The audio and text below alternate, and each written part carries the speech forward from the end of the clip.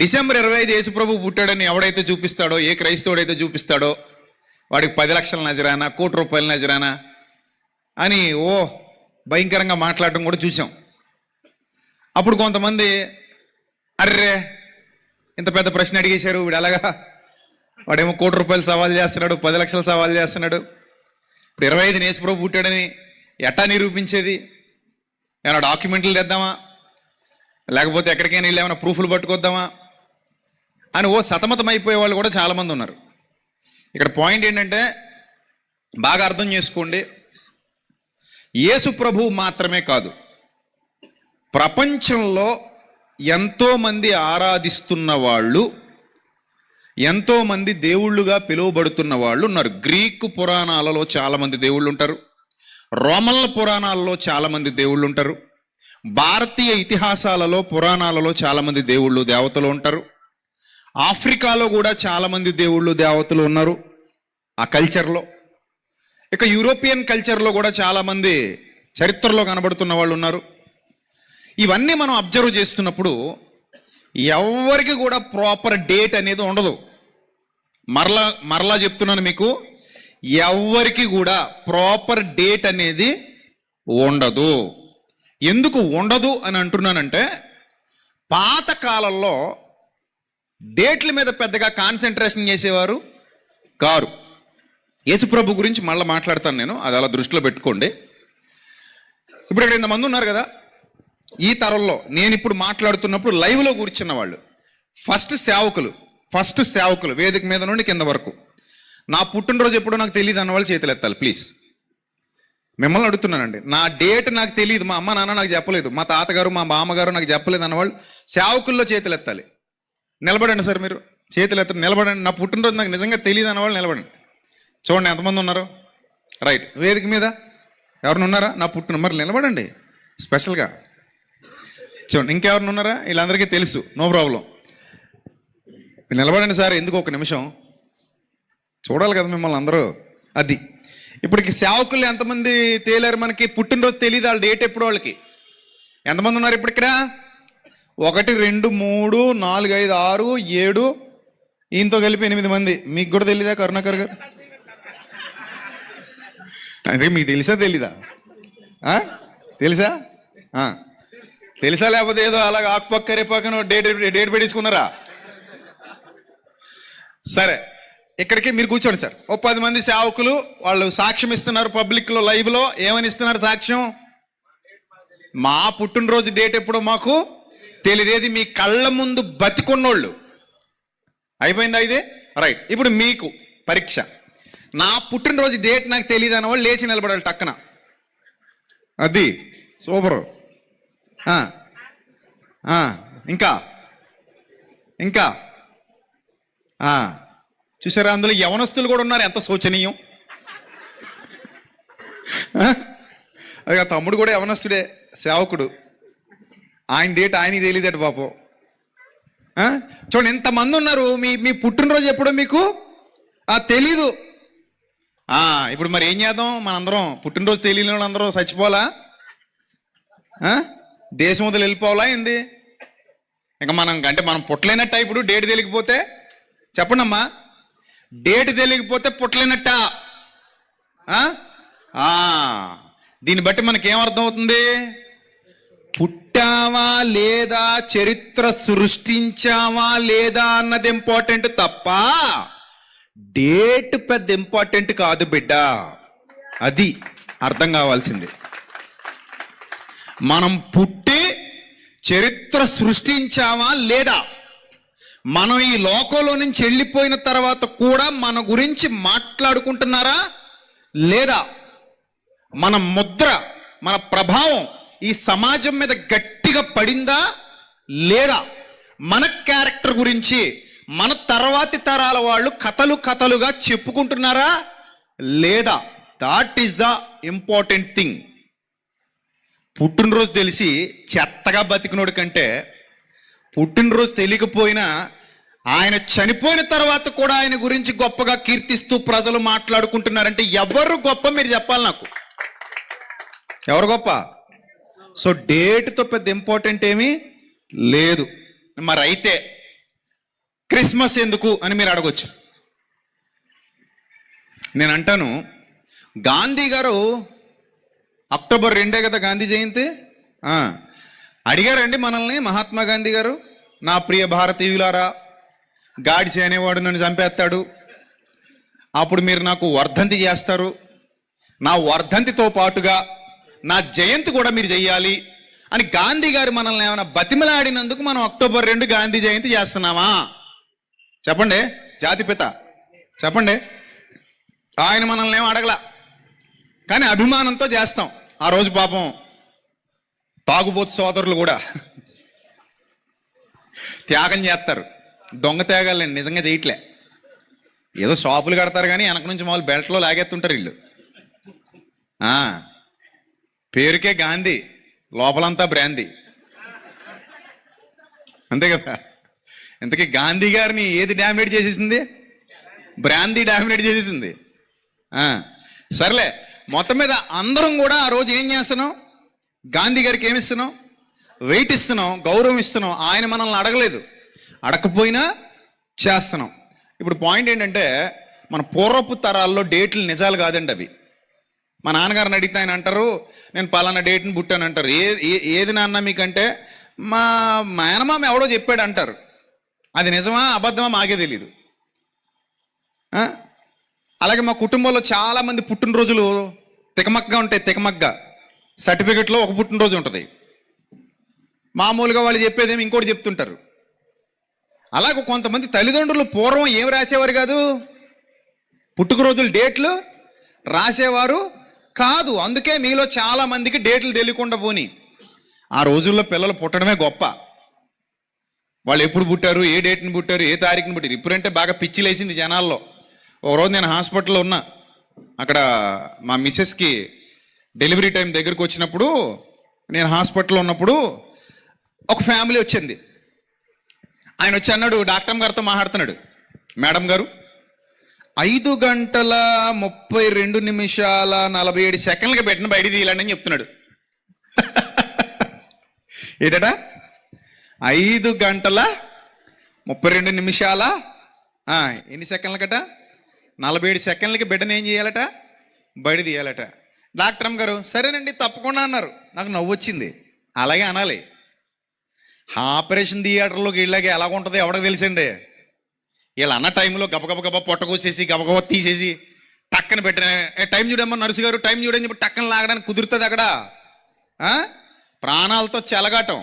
Doctor గారు తెలిసి ఎలా ఉంటుందో థియేటర్ లోపలికి వెళ్ళాక. బయట మనం మాడుకున్నట్టు ఉండదు. ఇప్పుడు ఆ లోపల ఆపరేషన్ అయిన తర్వాత బెడ్ని బయటికి తీసిన తర్వాత ఏ టైమో వాళ్ళు ఏం చూడరో ఏడరో, మామూలుగా బయటికి పట్టుకొచ్చిన తర్వాత మేడం గారు నేను చెప్పిన టైంకే అయ్యో కరెక్ట్ టైంకి తీసానండి అంటారు. అంతే. ఈయన మొహం వెలిగిపోద్ది. ఇంకా ఎవరు చేయలేరండి అలాగా. అయినా ఆ కడుపులో ఉన్న బిడ్డ ఆల్రెడీ కడుపులో ఉన్నాడు, భూమి మీదకి వచ్చాడు, లోపల దాక్కుని ఉన్నాడు అంతే అమ్మ కడుపులో. జస్ట్ ఇలా బయటికి తీసుకొచ్చిన దాన్ని బట్టి అతని భవిష్యత్తు నిర్ణయం అయిపోద్ది అనుకోవడం అది అవగాహన రాహిత్యం తప్ప మన చేతల మీదే మన రాతలు ఉంటాయి. 99% దేని మీద ఉంటాయి? మన చేతల్లోనే మన రాతలో గీతలు ఉన్నాయి. అంటే మన చేతలే ఇంపార్టెంట్ తప్ప ఏవో రాతలు, దేవుడు రాసిన రాతలు గీతలు కాదు ఇక్కడ ఇంపార్టెంట్. నువ్వు చేసే చేతలు. అందుకే అన్నాడు, మనుష్యుడా నువ్వు ఏం విత్తుతావో ఆ పంటకు వస్తావు. అందుకే విత్తేది జాగ్రత్తగా చూసుకో. నీ క్రియలు, నీ కర్మలు బాగుంటే నీ భవిష్యత్తు బాగుంటుంది. నీ క్రియలు బాగుంటే నీ జీవితం బాగుంటుంది. కర్మ అన్నా క్రియ అన్నా ఒకటే, గుర్తుపెట్టుకోండి. కర్మలు అన్నా, క్రియలు అన్నా, పనులు అన్నా, చేతలు అన్నా ఒకటే. కాబట్టి ఇప్పుడు పాయింట్కి వస్తే ఇక్కడ పుట్టినరోజు ఇంపార్టెంట్ కాదు, పుట్టింది నిజమా కాదా. ఇంకా గట్టిగా మాట్లాడితే బైబిల్ చరిత్ర చాలా అద్భుతమైన చరిత్ర. ఈ చరిత్రలో యేసు ప్రభువు పుట్టినరోజు ఒకవేళ నిజంగా దేవుడు వ్రాయించాలనుకుంటే ఖచ్చితంగా రాయించేవాడు. అది పెద్ద విషయం ఏం కాదు. మీకు విషయం చెప్పనా? ఎహెజ్కేల్ అనే పుస్తకం ఉంటుంది బైబిల్ గ్రంథంలో. ఎహెజ్కేల్ పుస్తకం పేరు. ఇంకెలాంటివి చాలా ఉన్నాయి. మీకు ఎగ్జాంపుల్ కోసం చెప్తున్నా. డేట్ ఎందుకు పడలేదు, పర్టికులర్ డేట్ ఎందుకు పడలేదు అనే దాని మీద నేను మాట్లాడుతున్నాను ఇప్పుడు. యేసు ప్రభు డేట్ ఇప్పుడు చూడండి, యెహెజ్కేలు గ్రంథం ఓపెన్ చేయండి. అక్కడ మొదటి అధ్యాయం చూడండి, మొదటి వచనం చదవండి ఎవరైనా త్వరగా. యెహెజ్కేలు గ్రంథం మొదటి అధ్యాయం మొదటి వచనం చదవాలి. 30వ సంవత్సరం అట, 4వ నెలట, 5వ దినమట. ఉందా లేదా? లెక్క ఉందా లేదా? 30వ సంవత్సరం, 4వ నెల, 5వ దినం. నేను కెబారు నదీ ప్రదేశమున చెరలోని వారి మధ్య ఆ టైంలో నేను కాపురం ఉన్నానని గ్రంథకర్త టైము, డేటు, డే అన్నీ ఏం చేస్తున్నాడు ఇక్కడ? మెన్షన్ చేస్తున్నాడు. అంటే అప్పటికి కూడా క్యాలెండర్స్ ఉన్నాయి, అప్పటికి కూడా లెక్కలు ఉన్నాయి, అప్పటికి కూడా రాయాలనుకుంటే ఈజీగా రాయొచ్చు. కానీ యూదులకు ఉన్నటువంటి అతి పెద్ద ప్రధానమైన ఆచారం ఏంటంటే, యూదులు ప్రారంభానికి విలువనివ్వరు. దేనికి విలువనిస్తారు? ముగింపుకు విలువనిస్తారు. వాళ్ళ లెక్కల్లో ప్రారంభం కంటే ముగింపు గొప్పది. అందుకే ప్రసంగి గ్రంథంలో అంటాడు, కార్యారంభము కంటే కార్యాంతం మేలు అంటాడు. పరుగు ప్రారంభించడం గొప్ప కాదు, పరుగు ముగించడం గొప్ప. ఏదైనా సరే స్టార్ట్ చేయడం గొప్ప కాదు, ఎండ్ చేయడం గొప్ప. మొదలు పెట్టడం గొప్ప కాదు, దిగ్విజయంగా పూర్తి చేయడం గొప్ప. దానికి యూదులు పెద్దపేట వేస్తారు.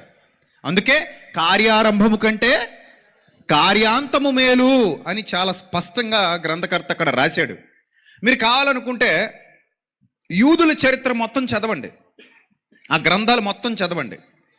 ఎక్కడా కూడా వాళ్ళు జన్మదినాలకు ప్రాధాన్యత ఇచ్చినట్టుగా మనకు కనబడదు. నేను పలానా డేట్ని పుట్టానని కానీ, పలానా తారీఖుని పుట్టానని కానీ ఎవరిది రాయబడలేదు. ప్రవక్తలది కూడా రాయబడలేదు. గ్రంథకర్తలు ఎవ్వరూ రాసుకోలేదు. ఎక్కడ కూడా నేను పలానా డేట్ని పుట్టాను, పలానా తారీఖుని పుట్టాను రాయలేదు వాళ్ళు. ఎందుకంటే ఒకని జనన దినము కంటే, చెప్పండి, వాళ్ళ రాతలే ఇవన్నీ. ఒకని జనన దినము కంటే మరణ దినమే మేలు. అంత ఎందుకండి, యేసు ప్రభు వారు చనిపోయినప్పుడు సమాధిలో పెట్టడానికి అరిమతయ యోసేపు అని ఒక ధనవంతుడట అప్పటికే ఏం రెడీ చేసి పెట్టుకున్నాడట. ఇప్పుడు ఇంతమంది ఉన్నారు కదా, మిమ్మల్ని అందరిని అడుగుతున్నాను, మీలో ఎవరైనా నా సమాధి ఆల్రెడీ కట్టేసుకున్నాను అన్న వాళ్ళు చేయొద్దండి ప్లీజ్. ప్లీజ్ సేవకులు, ఆల్రెడీ నా సమాధి రెడీగా ఉందండి, గొయ్యి తవ్వేసాం, పాలరాయి బెళ్ళేసాం, నీట్గా రెడీ చేసి లోపల ఏసీ కూడా పెట్టించేసాం. మనం ఏమైనా చేసుకుంటాం అసలు అలాగా? పోనీ మన కల్చర్లో ఎక్కడైనా చూసామా సమాధులు కట్టించుకునే వాళ్ళని? ఏమండి చూసారా మీరు? సేవకులు చెప్పాలి. మన కల్చర్లో ఎక్కడైనా సమాధులు కట్టించుకునే వాళ్ళని చూసామా? చూడలా. మన దేశంలో ఎక్కడ కూడా చావక ముందు సమాధి కట్టించుకునేవాడు ఉంటాడా? ఉండడు. ఒకళ్ళు కట్టించుకుంటే పిచ్చోళ్ళ చూస్తారు, అరిష్టం అంటారు దాన్ని. అరే నాయనా, ఎవడైనా 10 కాలాల పాటు చల్లగా బతకాలని కోరుకుంటాడు. నువ్వేంద్రా నాయనా అప్పుడు ఏం కట్టించుకున్నావు? సమాధి కట్టించుకున్నావు ఏంద్రా నాయనా? అదేమన్నా శుభమా? ఏంటది? అశుభం రా నాయనా. ఏంటది? అశుభం. మనకి సమాధులు ఎవడు కట్టించుకుంటాడు? బుద్ధి జ్ఞానం లేదు నీకు. అసలు మన ఇళ్లల్లో చావు గురించి మాడితేనే ఎలా ఫీల్ అవుతారు? చెప్పండి, ఎలా ఫీల్ అవుతారు? హ్యాపీగా ఫీల్ అవుతారా? అమ్మో, దేని గురించి అయినా మాట్లాడు, కానీ దేని గురించి మాట్లాడుకో, చావు గురించి మాట్లాడకు. అందుకే మనోళ్ళు అబద్ధాన్ని కూడా అందంగా ఆశీర్వాదంలో కలిపేశారు. ఏమని? అబద్ధాన్ని కూడా అందంగా ఆశీర్వాదంలో ఏమని కలిపేశారు? అక్షింతలు వేస్తే ఏమంటాం మనం? చెప్పండి. 1000 ఏళ్ళు.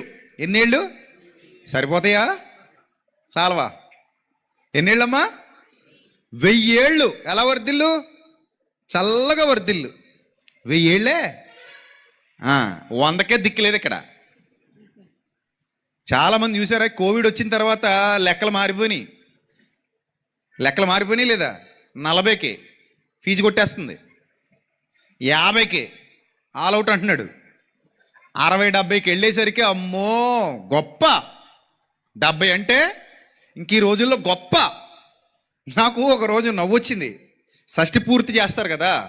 షష్ఠి పూర్తి ఎప్పుడు చేస్తారంటే, పెళ్ళి అయ్యాక, భర్తకి భార్యకి పెళ్ళయ్యాక మొదటి పెళ్లి రోజు నుంచి 60వ పెళ్లి రోజు వరకు దిగ్విజయంగా పూర్తి చేసుకుంటే ఏం చేసేవారు పూర్వీకులు? షష్ఠి పూర్తి చేసేవారు. ఎన్నో పెళ్లి రోజు? 60వ పెళ్లి రోజు. కానీ 60వ పెళ్లి రోజు జరుపుకోవాలంటే పెళ్లి కొడుకు వయసు ఎంత ఉండాలి? దాదాపు ఒక 80 ఉండాలి. పెళ్లి కూతురికి ఎంత ఉండాలి? దాదాపు 75 ఉండాలి. అంటే ఆ రోజుల్లో కొంచెం చిన్న వయసులో చేసుకునేవారు కాబట్టి. అంటే పెళ్లి కూతురికి 15 ఏళ్ల వయసులో పెళ్ళైతే, పెళ్లి కొడుకు 20 ఏళ్ల వయసులో పెళ్ళైతే, వాళ్ళిద్దరూ కలిసి 60 సంవత్సరాలు చక్కగా దాంపత్య జీవితాన్ని కొనసాగించుకుంటూ వెళ్ళిపోతే, అప్పటికి ముసలాయనికి 80 వస్తాయి, మామగారికి 75 వస్తాయి. అప్పుడు పిల్లలు చక్కగా ఏం చేసేవారు? షష్ఠి చేసేవారు. మనోళ్ళు చూసి చూసి చూసి చూసి షష్ఠి జరగట్లేదు. ఎందుకు? 80 దాకా 80 రన్స్ కొట్టేవాళ్ళు లేరు. ఇప్పుడు 80 రన్స్ కొట్టేవాళ్ళు లేరు.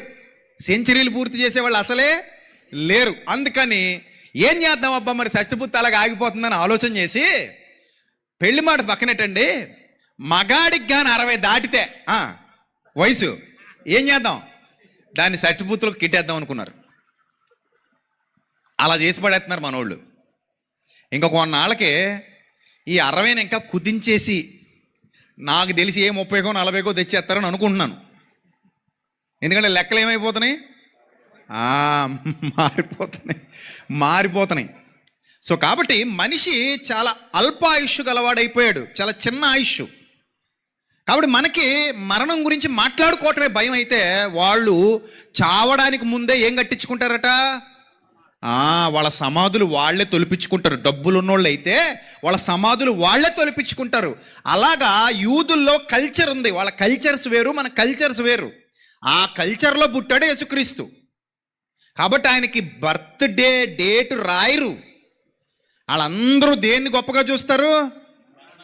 మరణాన్ని గొప్పగా చూస్తారు. అందుకే మీరు గమనించండి, నేను ఇజ్రాయెల్ వెళ్ళినప్పుడు ఈ కిద్రోను వాగు దాటి యెరూషలేము కొండ మీదకి వెళ్ళాలి. నేను కిద్రోను వాగు డౌన్లో దిగుతున్నాను. కిద్రోను వాగు దిగుతూ ఆ కొండ మీదకి వెళ్ళాలని స్పీడ్గా ఎక్కిపోతున్నప్పుడు పక్కకు చూస్తే నా కళ్ళు చెదిరిపోయే సమాధులు, వరుసగా ఎన్ని సమాధులు ఉన్నాయంటే మత్తిపోయింది. ఏంటి ఇన్ని సమాధులా ఒక చోట? అవును, ఆ కిందకి వెళ్ళిపోతే అబ్షాలోం సమాధి కూడా ఉంది నేటికి. ఆ తర్వాత అక్కడ నుంచి నేను పాలస్తీనాకి వెళ్ళాను. పాలస్తీనాలో మక్పేలా గుహ అని ఉంటుంది. నేను నా యూట్యూబ్ వీడియోలో కూడా చూపించాను ఇవన్నీ కూడా. ఈ మక్పేలా గుహలో ఎప్పటికీ అబ్రహాం గారి సమాధి ఉంది. ఆయన భార్యని ఆయన్ని పక్కపక్కన పెట్టారు. ఎదురుగా ఇస్సాకు ఉంటాడు, ఆయన భార్య ఉంటుంది. ఆ వెనకనే యాకోబు, ఆయన కుటుంబ సభ్యుల సమాధులు. ఏది మిస్గా అనివ్వలేదండి వాళ్ళు. అంత జాగ్రత్తగా భద్రంగా సమాధులను అలాగ ఉంచారు. అబ్షాలోం సమాధి ఇంకా ఉంది, దావీదు సమాధి ఇంకా ఉంది. ఏనాటి మనుషులు సియోను కోటలో దావీదు గారి సమాధి ఇంకా ఉంది. నేను యూట్యూబ్లో పెట్టాను వీడియో, అది కూడా దావీదు గారి సమాధి దగ్గరికి నేను వెళ్ళినప్పటిది. అంటే దీన్ని బట్టి మీకు ఏమర్థమైందంటే, యూదులు కార్యారంభము కంటే కార్యాంతం మేలంటారు, జన్మదినం కంటే మరణదినం మేలంటారు. సో ఆ మరణ దినానికి ఎక్కువ ప్రాశస్త్యాన్ని ఇస్తారు. అందుకే యేసు ప్రభు అనగానే మీకు గుర్తొచ్చేది జననమా మరణమా? చెప్పండి. ఓ పాయింట్ మీకు చెప్పనా, మీరు చచ్చినట్టు ఒప్పుకుని తీరాలి ఇప్పుడు నేను చెప్పే పాయింట్తో. అదేంటి చెప్పనా? యేసు ప్రభు జననం ద్వారా మీరు ఆకర్షింపబడలేదు, నేను ఆకర్షింపబడలేదు, ఏ క్రైస్తవుడు ఆకర్షింపబడలేదు. మరి దేని ద్వారా క్రైస్తవులు ఆకర్షింపబడ్డారు క్రీస్తుకి? చెప్పండి, దేని ద్వారా ఆకర్షింపబడ్డారు చెప్పండి.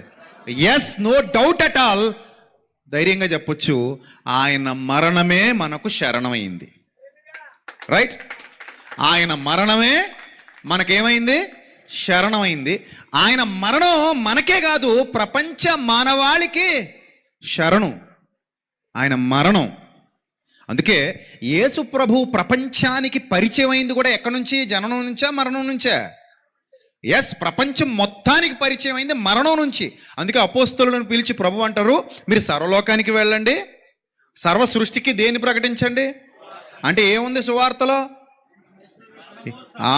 యేసు ప్రభు వారి మరణ సమాధి పునరుద్ధానములను గూర్చిన ప్రకటనయే సువార్త.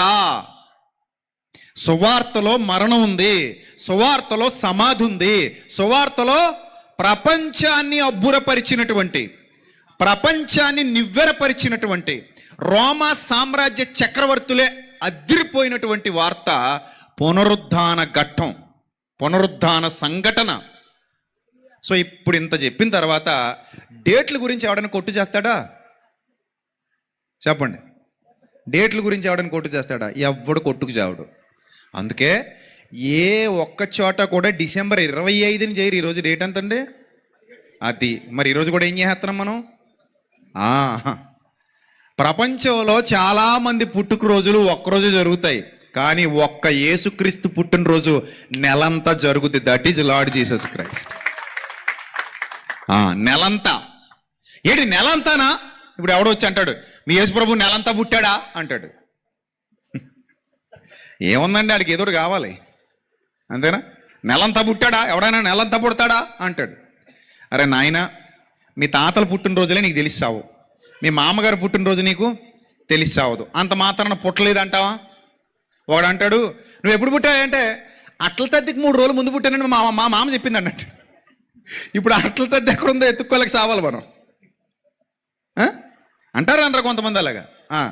ఇంకొకరిని అడిగామనుకోండి, ఏమై బాబు నువ్వు ఎప్పుడు పుట్టావంటే ఇందిరాగాంధీ గారు చచ్చిపోయిన 3వ రోజున అన్నట్టు. ఏ డేట్లు ఉంటాయి మనకి, అలా లెక్కలేసుకుంటారు కొంతమంది. ఇందిరాగాంధీ గారు ఎప్పుడు చచ్చిపోయారు, పలానా డేట్ని చచ్చిపోయారు, వీడు 3వ రోజు అంటున్నాడు, ఆ తర్వాత నుంచి 3వ రోజు లెక్కలేసుకోవాలి, అలాగ అనుకుంటారు కొంతమంది.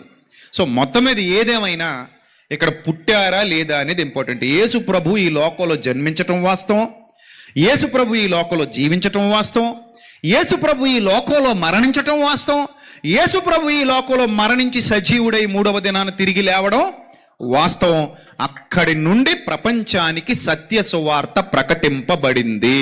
దాని మీద క్రైస్తవ్యం కట్టబడింది. కాబట్టి క్రైస్తవ్యమా? ఎవరు ఏమడిగినా ఒక్కటే చెప్పండి, ఏ దేవుడికి ఈ భూమి మీద ఏది లేదు, డేట్ లేదు. పర్టికులర్ పక్కా ఎవిడెన్స్తో కూడిన డేట్ ఏ దేవుడికి లేదు, ఏ దేవుడికి లేదు. ఇది పచ్చి నిజం. మీరు అనొచ్చు నీకెలా తెలుసు అనొచ్చు. ఒకసారి మా ఇంటికి వస్తే చూపిస్తాను. కేవలం నేను పుస్తకాల కోసం ఖర్చు చేసింది 4,50,000 రూపాయలు. మీరు నమ్మితే నమ్మండి. మీరు ఇప్పటికే రావచ్చు, బస్తాల నిండి ఉంటాయి మా ఇంట్లో పుస్తకాలు. A to Z అన్ని సాహిత్యాలు ఉంటాయి నా దగ్గర, అన్ని మత గ్రంథాలు ఉంటాయి, వాళ్ళ సాహిత్యాలు ఉంటాయి. నేను చదువుతూనే ఉంటాను. ఇంకా చదవాల్సినవి చాలా ఉన్నాయి, చదువుతూనే ఉంటాను. ఇంకా చదివి ఇంకా నేర్చుకుంటాను. ఆమె డైలీ లెర్నర్ అనమాట. నేను ఇంకా డైలీ నేర్చుకుంటూనే ఉంటాను, అలాగా చదువుకుంటూనే ఉంటాను. సో ఎందుకు చదువుకుంటూ ఉంటానంటే ఆ బుక్ నాలెడ్జ్ కావాలి, దాని మీద మనకి ఇంకా అవగాహన రావాలి, దాని మీద మనం ఇంకా ఒక స్థితిలో ఎదగాలి. కాబట్టి అన్ని పరిశీలన చేసిన తర్వాత నేను మాట్లాడుతున్నాను. అంత తొందరగా నేను ఏది చెప్పను. డేట్లు పర్టికులర్గా ఈ డేట్కే, ఈ సమయానికే, ఈ కరెక్ట్ ఈ క్యాలెండర్ ప్రకారం ఈ టైంకే అనడానికి హిస్టారికల్ ఎవిడెన్సెస్ ఎవ్వరికీ భూమి మీద లేవు. అలాగే యేసు ప్రభువుకు కూడా అలాంటి ఎవిడెన్సెస్ ఏవి లేవు.